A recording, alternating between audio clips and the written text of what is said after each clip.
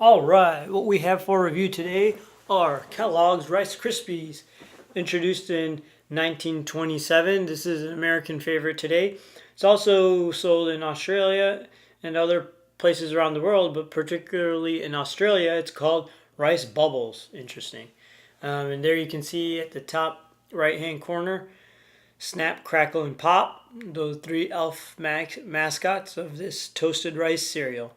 Okay, to get started, let's review the nutrition facts as well as the ingredients.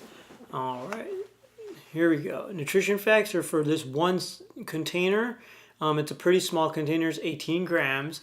It has 0 grams of fat, 0 milligrams of cholesterol, 100 milligrams of sodium, 16 grams of carbohydrate, 2 of those coming from sugar, and 1 gram of protein. If you're looking at the vitamins or minerals, vitamin A 10%, vitamin D 8%, niacin 10%, calcium 0%, thiamine 10%, folic acid 25%, iron 25%, riboflavin 10%, and vitamin B12 10%. The ingredients include rice, sugar, salt, and malt flavor. So this is a pretty deplete food in my opinion. Let's take a look at it on the categorization chart and the health continuum. Here is definitely a tertiary food. It's rice prepared and then given additives such as sugar and salt.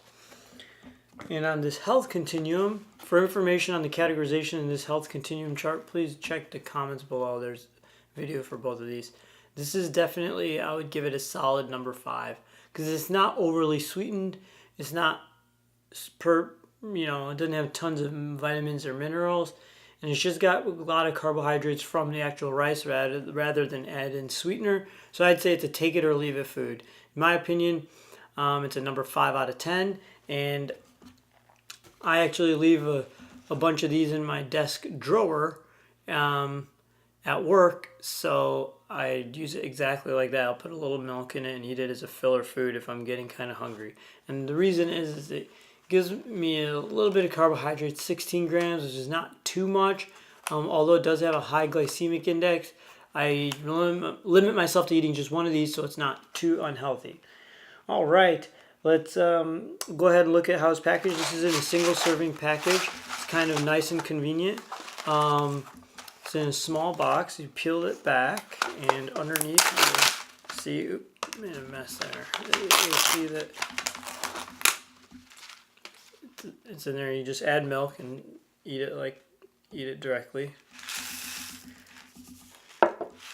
Putting it in that little bowl, you can, let me get these out of the way. Putting it in a little bowl, you can see the texture of it. It's kind of like puffed rice. They're super light, very crunchy, and not much weight or heft to it. As I mentioned, it's almost kind of like a filler food. It tastes kind of bland. It tastes kind of like just puffed rice, which is exactly what it is. Or it tastes like rice, well, slightly salty rice. And then if you eat this and you chew it long enough, it starts to get sweet because of the carbohydrate content, which kind of breaks down in your mouth and starts to taste sweet. And compared to other cereals, this is definitely not as sweet as other cereals. That's why I like it. It's not even as sweet as Honey Nut Cheerios, maybe like the sweetness of plain Cheerios. So that's what I really like about it. It tastes like rice. We already went over how it tastes. I typically eat this with cereal and milk as a snack. And I've seen, and this is classically known for Rice Krispie treats. Baking it with marshmallows to make Rice Krispie treats out of it, and everybody loves that. All right, if you like the review on Rice Krispies and you enjoy listening to my reviews about nutrition facts of foods and how they impact our daily lives or our daily health consequence of our diets, please give this a thumbs up and go ahead and subscribe. Thanks again. See you on the next video.